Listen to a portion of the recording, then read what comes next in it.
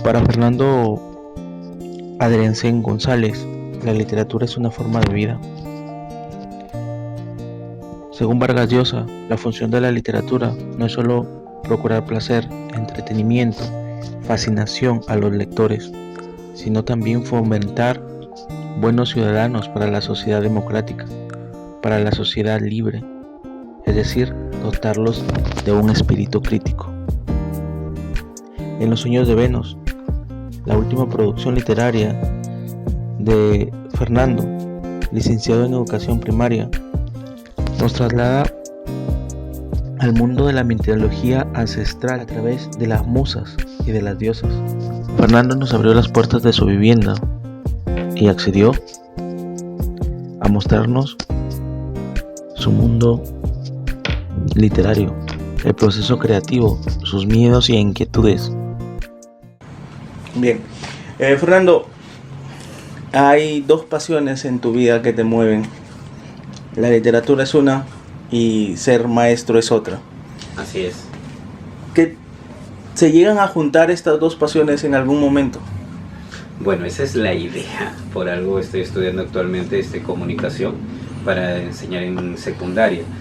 Generalmente durante toda mi trayectoria educativa he tratado de impulsar más que todo la lectura, ¿no? Porque a través de ella descubrí muchas cosas y me sirvieron muchas cosas, ¿no? Me mantuvo al margen tal vez de los peligros propios de la adolescencia, pero también me dio una propia mirada y sobre todo me ayudó a crecer mentalmente, a tener una voz propia, a defender lo que creo, a luchar por aquello que siento que es lo mejor para mis estudiantes o para mi sociedad, ¿no? Bien, Fernando, esta es tu novela, este libro, Sueños de Venus, es tu última producción. ¿Por qué escribir en estos tiempos donde la tecnología lastimosamente parece que va a reemplazar al papel? Actualmente escribir, digamos que, bueno, en mi caso es más una cuestión de sobrevivencia, es una forma como puedo terminar de mirar o analizar lo que me pasa en mi vida cotidiana o también en mi propia, en los momentos en que tengo algún momento de reflexión o de espacio entre tantas actividades que a veces me logro imponer. Entonces, escribir de alguna forma se vuelve ese hecho de poder canalizar todo esto que me voy viviendo y de alguna forma me va permitiendo desarrollar algunas cosas, ¿no? Escribir actualmente es difícil, sin embargo, a pesar de ello creo que es una tarea muy importante. Necesariamente necesitamos que alguien escriba porque alguien tiene que dejar parte de lo que se está aconteciendo en nuestro día. Por más tecnología que exista, siempre va a haber alguien que va a recurrir al libro para poder enterarse de algo o deleitarse con algo, ¿no? Y como lo decía algún escritor, generalmente los libros son una forma de mirar el mundo a través de las gafas del autor. ¿Por qué recurrir a los dioses, a Venus, para contar básicamente como fueron las 1001 noches, por así llamarlo?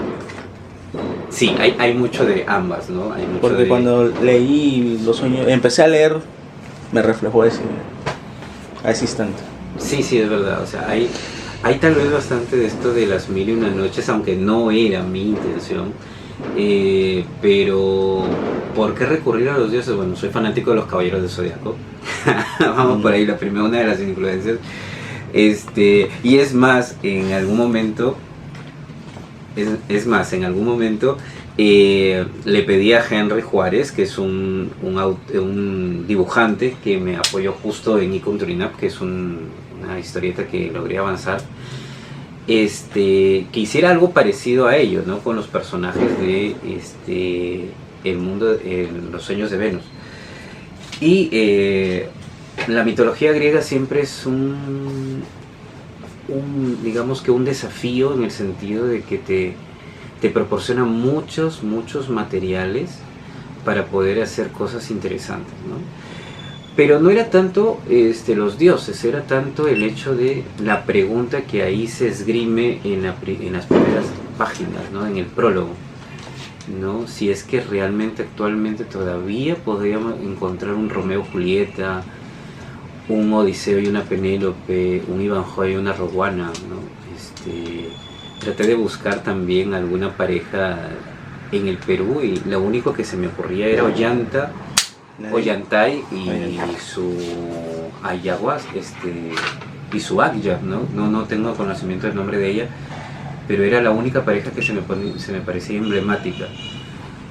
Y de ahí, si es que esto todavía podría recurrir. Yo sé que el tema del amor tal vez puede ser trivial, pero al final puede ser también bastante profundo, ¿no?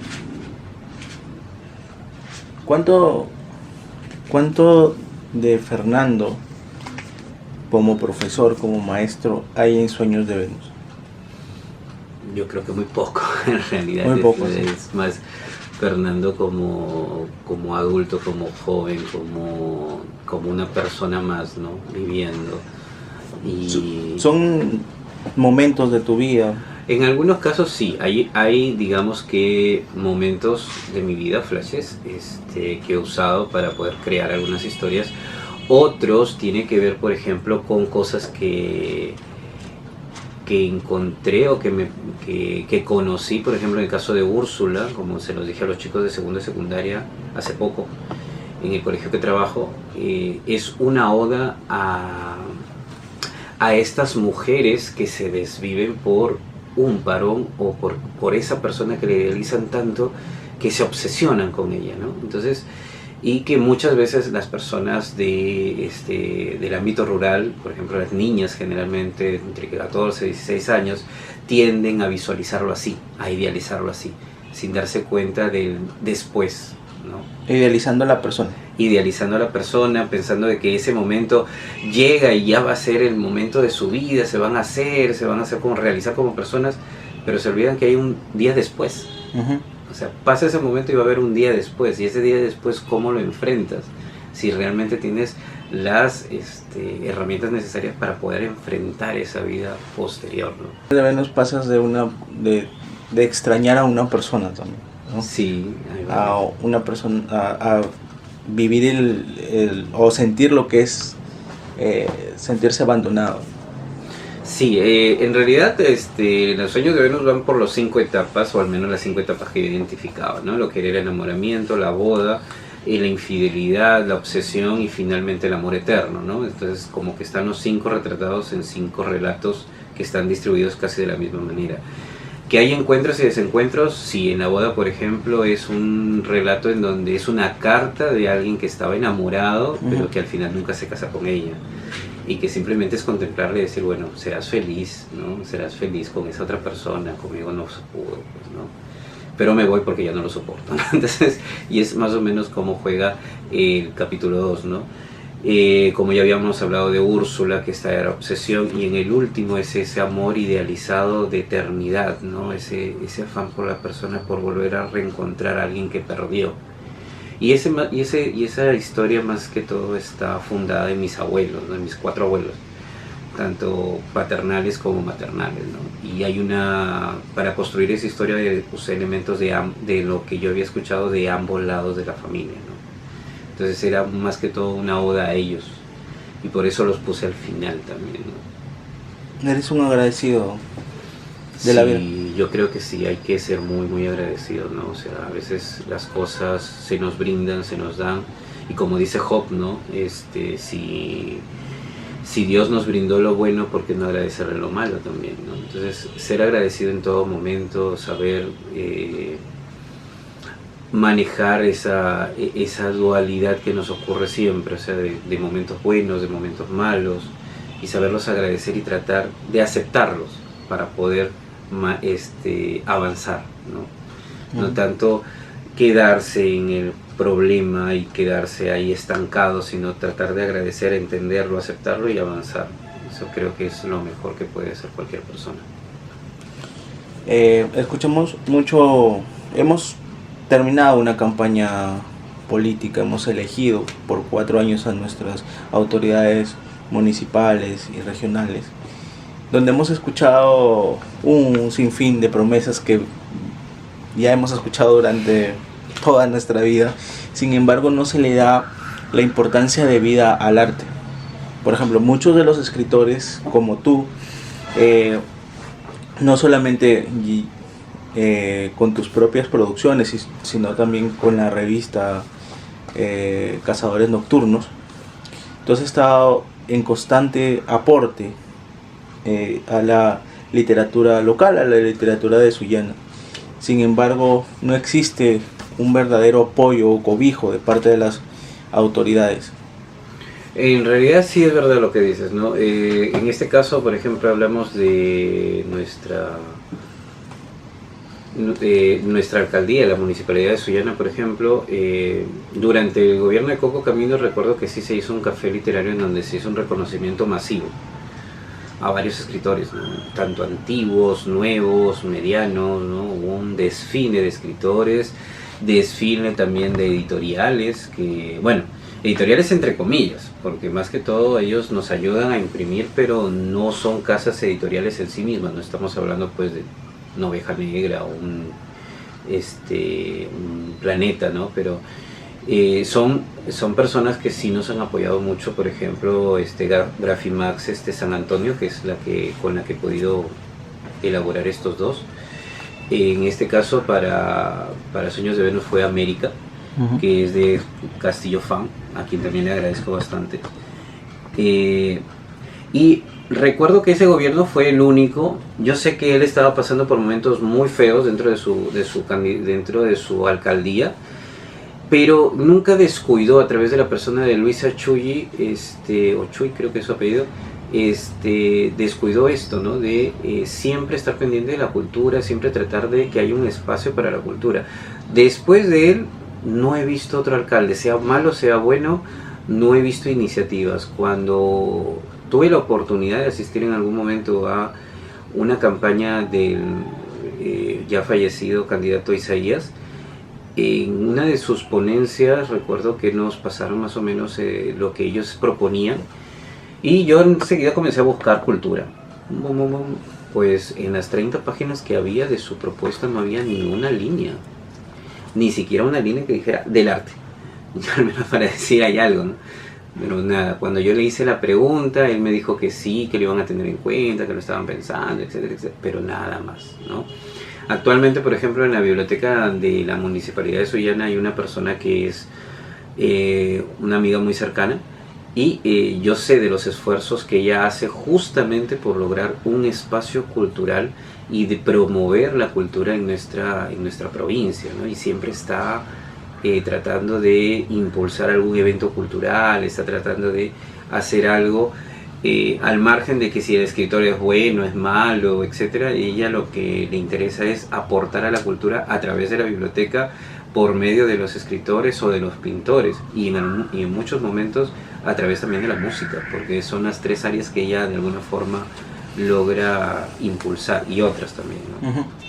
Siendo muy importantes las artes, entendiéndose como aquella respuesta que hoy no se tiene para que las nuevas generaciones tengan un motivo, ¿no? Así es. Debe ser más, las autoridades deben ser más responsables en este punto. Pues sí, y siempre se invita a nuestros alcaldes, a nuestros representantes políticos, pues de que la cultura no se deseche. Y no solamente se trata de la educación, ¿no? Porque para eso tenemos la UGEL. Y la UGEL se encarga de un montón de eventos en coordinación con la municipalidad para poderlos promover. Hace tiempo, hasta hace un par de años atrás, todavía habían concursos literarios muy buenos aquí en la provincia. Sin embargo, de un tiempo para acá se desaparecieron, ¿no?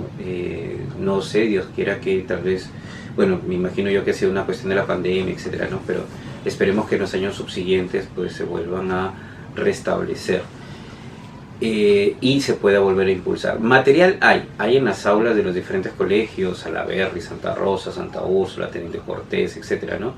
Hay varios colegios que pueden aportar, pero también hay que entender algo, y esto sí un mensaje para las escuelas.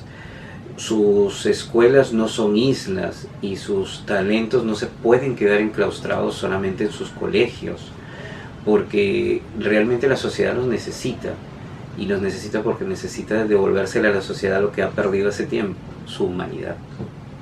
Claro, hay que ser más humanos. Uh-huh. Tal vez por esto que estábamos indicando es que no hemos visto en los últimos años una figura nueva que esté naciendo en la literatura suyanera.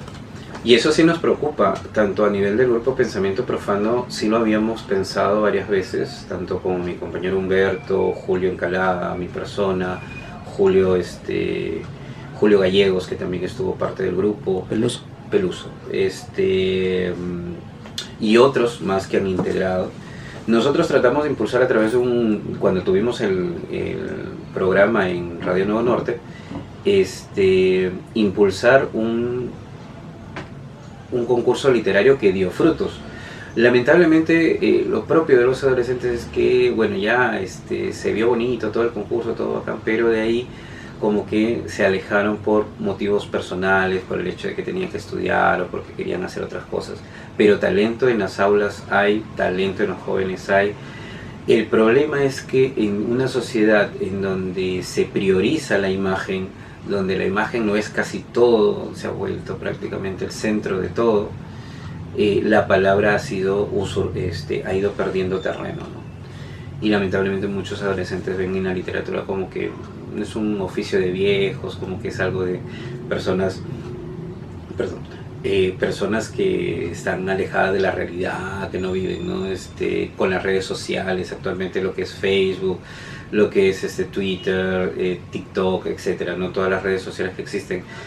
Y generalmente los jóvenes están abocados ahí y tenemos un paraíso de videos, pero no tenemos un paraíso de lectores, ¿no? Y lamentablemente el Perú, y sobre todo Sullana, adolece mucho de lectores. Librerías hay, al menos una, pero librerías hay. El problema es que vayan personas a consumir los libros. Ese es el gran problema. Claro. Fernando, dicen que el primer libro siempre es el más difícil de sacarlo. ¿Pasó contigo esto? Sí. A ver, mi primer libro en realidad, yo creo que han habido dos etapas en mi vida muy claras sobre primera vez, ¿no? La primera vez, yo diría que fue en las aulas del Colegio Santa Rosa. Logré sacar un material más o menos de este volumen, en el sentido del formato. Fue una hoja 4 doblada, recuerdo, en 4 partes. El cuento se llamaba Retos 2000 y lo saqué a mano, incluso a máquina, y nomás lo fotocopié. Recuerdo haberlo repartido entre algunos compañeros. Y cae este cuento en las manos de Yotsan, ¿no? José Díaz. Y José Díaz me propone integrar una primera antología que se llama Diáspora Rebelde. Con él justo coincide la presentación con mi despedida del colegio. Entonces, lamentablemente yo no pude estar en esa ¿Estamos hablando de qué año? 2000. Justamente el nombre también, Retos 2000. Y ¿El cuento se llamaba? Retos 2000. Y los dos eventos se cruzan. Yo lamentablemente no pude ir a esa presentación, lamentablemente. Pero tuve que asistir a los eventos de mi colegio porque eran unas despedidas del centro quinto secundario. Pero al día siguiente, a los 2 días, me encuentro con Carmen Arrece y ella me felicitó. Justamente porque ya tenía ella la plaqueta, porque no es un libro, es una plaqueta. Y ahí encontraba mi cuento, ¿no? Ese primer cuento. Después de eso pasaron muchos años, exactamente hasta el año 2006, en que logro publicar Arena, ya como algo, y esto fue casi con mi primer sueldo. Logro publicar Arena, y Arena sale hacia finales de ese año, si no es 2006 es 2011, más o menos por ahí está. Y ese es mi primer libro que yo logro sacar, digamos, igual que en este caso engrapado, y según la Biblioteca Nacional eso no es libro sino es un folleto. Ya. Entonces, teniendo en cuenta los detalles de la Biblioteca Nacional, yo saco mi primera publicación en ese estilo, ¿no? Uh-huh. Y digamos que actualmente Sueños de Venus sería el primer libro oficial ya para la Biblioteca IPE. Pero en realidad son 5. Sí, actualmente son 5. Desde Arena hasta Sueños de Venus, pasando por Paisaje Interno, Aquí falta Ignacia y Juegos Violentos, Sueños de Venus y Arena, pues, ¿no? Que fue el primero. Podremos decir que Ignacia es el libro donde más en contacto está con Fernando. Ignacia es toda una joyita, ¿no? Porque Ignacia de verdad que ha sido de los hijos que más me ha traído más alegrías, pero también me ha traído una suerte de que, bueno, pues salió esto y salió sin querer, sin pensarlo. Yo le soy sincero, consumo mucho televisión, series, etcétera, ¿no? Cine bastante. Entonces estaba en un fin de semana y andaba viendo Telemundo, ¿no? ¿Por qué gusta Telemundo? Porque es todos contra todos, genial Telemundo ahí. Entonces, yo había estado viendo una telenovela que sí me gustó mucho, que era ¿Dónde está Elisa? Estaba viendo eso y un jueves, cuando yo estaba trabajando, me sale un grupo de adolescentes y me dicen: profesor, sabemos que usted escribe, que si nos puede hacer una obra, es una obra de teatro nada más, que sea sobre el amor, sobre la intriga, que esto, que el otro. Bueno, ya les digo, pero se los traería el lunes, porque ahorita imposible para mañana. Ya, sí, profe. Ya.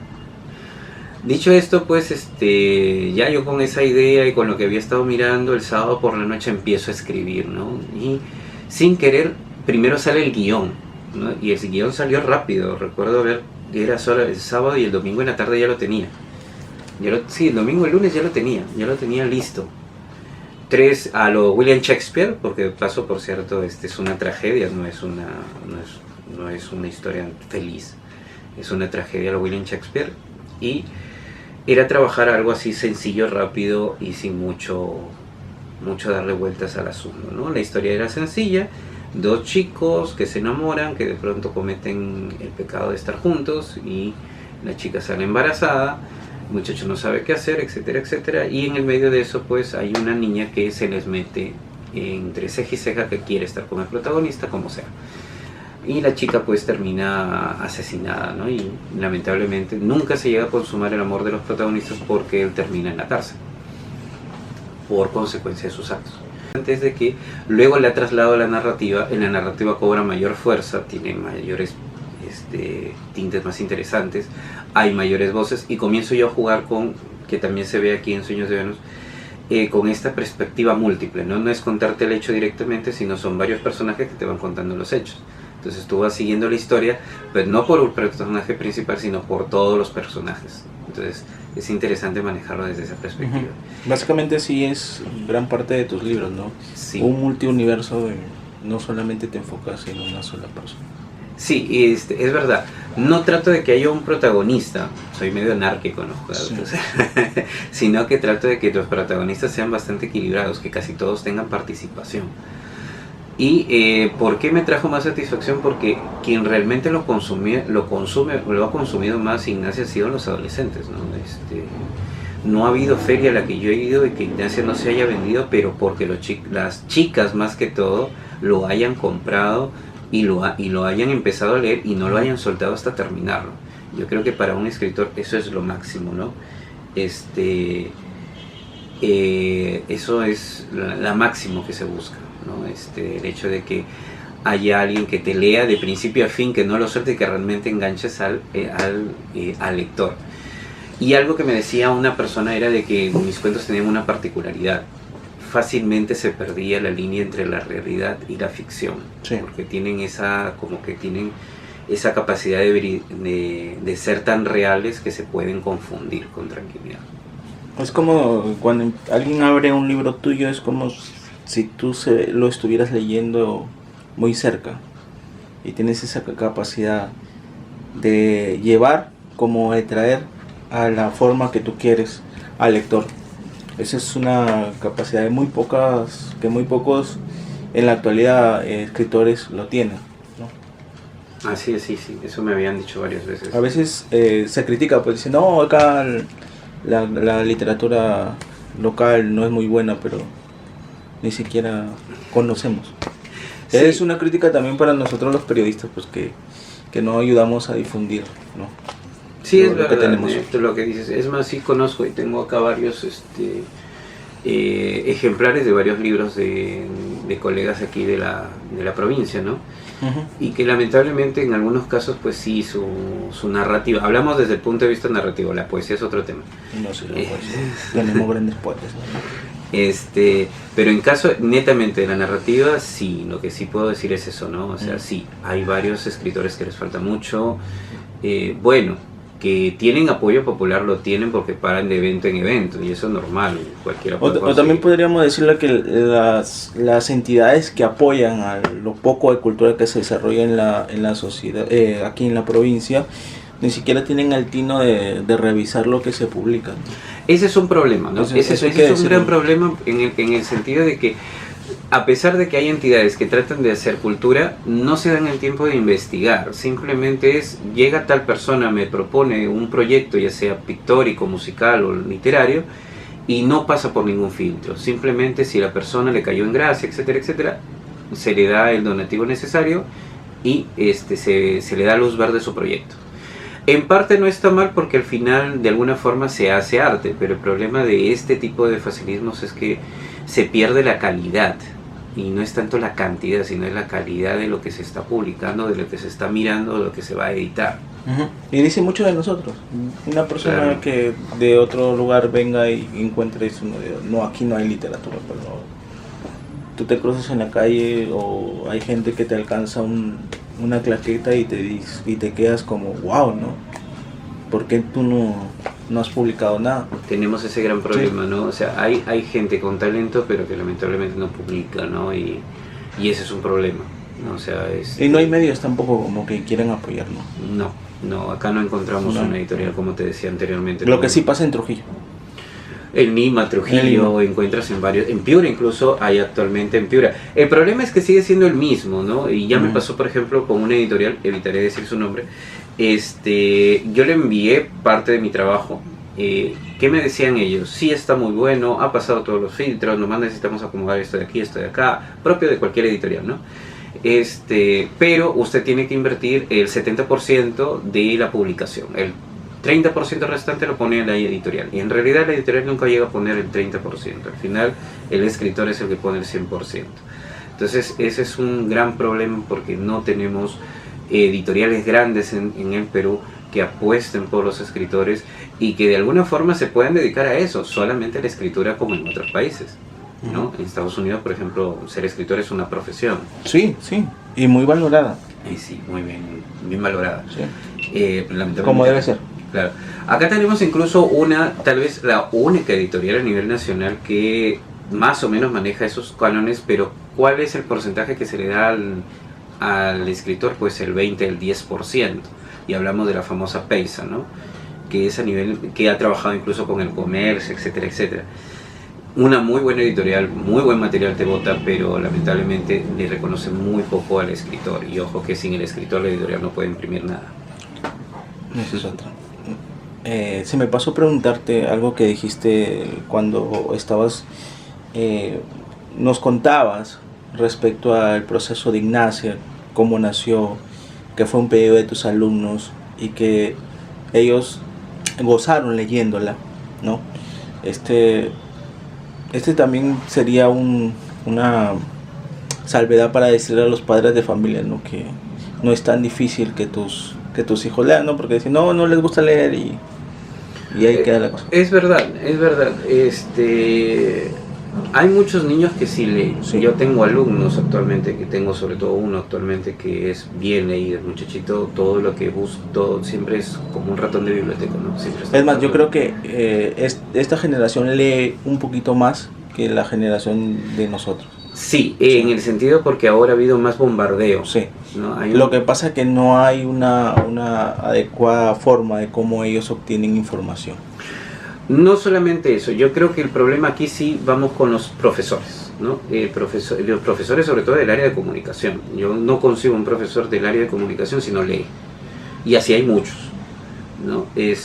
Hay muchos docentes que lamentablemente del área no se dedican a la parte de la literatura, se dedican más a la parte de gramática, está bien, no hay ningún problema, pero el problema es que ellos tampoco cultivan la lectura, o sea, ellos no leen, ¿no? Y es más, en las conversaciones de los profesores actualmente, más rápido es que se converse, no sé, de la muerte de Edita Guerrero, que del último libro de Mario Vargas Llosa. Entonces las conversaciones más o menos distan así.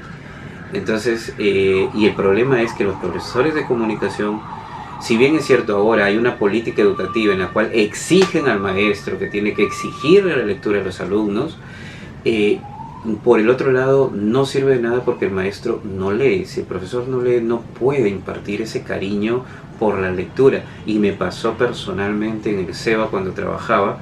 Recuerdo haber narrado la historia de Odiseo y Penélope, y a los 2-3 días, a la semana siguiente, porque se trabaja de semana a semana, a la semana siguiente regreso a aula y ya habían 4 alumnos con el libro, sin habérselos pedido. Entonces, desde ahí se nota de que si el profesor es capaz de impartir ese amor a la lectura que tiene, entonces el alumno fácil va a coger la lectura y la va a buscar y la va a querer leer. Claro.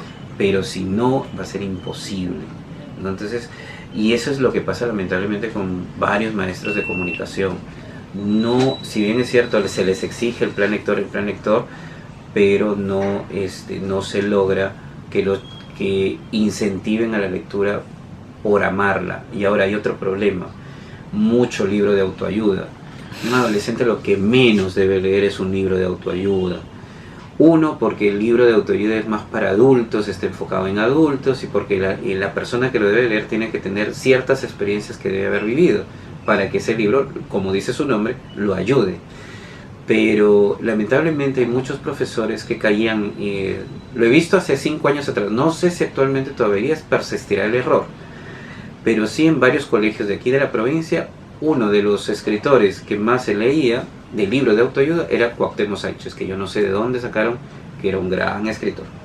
Al margen de lo que yo pueda pensar. Que no lo es. Efectivamente, que no lo es. Sí, hay que decir. Que no lo es, ¿no? Y no es un autor para adolescentes. Así tenga lo que tenga, como es que supuestamente sus libros sean para adolescentes, no lo son. No lo es porque desvirtúa muchas cosas y porque lamentablemente hay algo que debemos también aprender, ¿no? Y es preservar la calidad. A la hora que yo voy a leer un libro, este libro debe tener ciertos requisitos que ayuden a los adolescentes a mejorar a escribir, a mejorar sus virtudes, el tema, o el tema si es polémico, cómo lo mira el tema, de qué forma lo propone, ¿no? Entonces, no es lo mismo leer un Jaime Bailey que leer pues a un a Edmundo de Admisis, ¿no? O sea, las diferencias son diametrales, porque Edmundo de Admisis él concibe Corazón justamente con la idea de ayudar a los adolescentes e incentivar valores. Jaime Bailey lo único que busca es impartir sus experiencias personales a través de la literatura. Lo hace muy bien. Sí, es un estilo único. Pero lamentablemente el tema no es para adolescentes, ¿no? Entonces, ahí las diferencias, por ejemplo. Sí, pero es muy, muy buen escritor. ¿No ha tentado, Fernando, algún aplicativo digital para llegar a tus lectores? Wattpad. Ahí andas. Claro, en Wattpad. Es más, los 5 cuentos que aparecen aquí ya estaban en Wattpad publicados, cada uno por separado, y tenían el mismo nombre, El sueño de Venus, y era Sueños de Venus 2 puntos, y salía el nombre del relato, ¿no? Y esta forma de concebir también los títulos es porque, vuelvo a insistir, la influencia a través de la televisión. Yo miraba mucho por esos tiempos Mujeres Asesinas, ¿no? Y cada capítulo era el nombre de una mujer con con algo negativo que la resaltaba. Por ejemplo, pongamos Antonia, celosa, ¿no? Y todo el capítulo iba en torno a ella, ¿no? Entonces, en Wattpad tengo justamente relatos. Intenté hacerlo a través de Facebook, no conseguí la respuesta que esperaba. Tengo un blog personal también, ahí tengo más bien digamos que lecturas más de corte filosófico, no de corte literario. ¿Cuál es el nombre del blog? El blog es con mi mismo nombre, Fernando Arencén.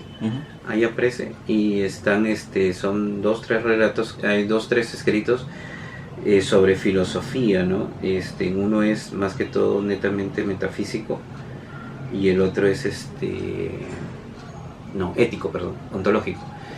Y y el otro ya es un carácter más metafísico. Son 2-3 textos que tengo ahí, cortos. Bien, nos encontramos con el escritor Fernando Adriancén González, que está promocionando su último o su reciente hijo, Los Sueños de Venus. Es primera vez que te entrevisto, Fernando, y bueno, agradeciéndote siempre la disponibilidad, ya que por el tiempo, tanto tuyo como el mío, hemos tenido que postergar esta entrevista. ¿Vas a continuar, o Pensamiento Profano va a continuar asistiendo a los colegios para seguir difundiendo lo que es la literatura, los cuentos, la poesía? Es un trabajo muy interesante que ustedes estaban realizando. Lo hacíamos porque había bastante disponibilidad de tiempo. Actualmente pues los 3 miembros fundadores, cada uno ya es profesional, ¿no? Humberto Reyes, abogado, mi persona profesor, Julio Salvador es profesor y director. Y bueno, cada quien ahorita pues está más abocado a sus profesiones y a su propia carrera literaria personal, ¿no? Pensamiento Profano tiene todavía un proyecto en mente, que es una segunda antología de Cazadores Nocturnos. Posiblemente se cristalice el próximo año, pero después de esa antología no sabemos ya el futuro de Pensamiento Profano. Yo creo que ya esa va a ser tal vez nuestra última publicación como grupo, y ya de ahí definitivamente cada quien por su lado, ¿no? Tanto por cuestiones de tiempo, y 2 porque ya no tenemos esa disponibilidad como la teníamos en la juventud por nuestros propios asuntos personales, ¿no? Entonces ya cada quien tiene una vida y de alguna forma se aboca a ello, ¿no? Entonces siempre es bueno tener un grupo, y eso es lo que lamentablemente nosotros nos queda con mucha pena, ¿no? 2009 fue tal vez el último año en que Pensamiento Profano trabajó fuerte y duro. 2019 regresamos con un programa y con una revista literaria, y de ahí pues lamentablemente otra vez el oscurantismo nos embargó, pero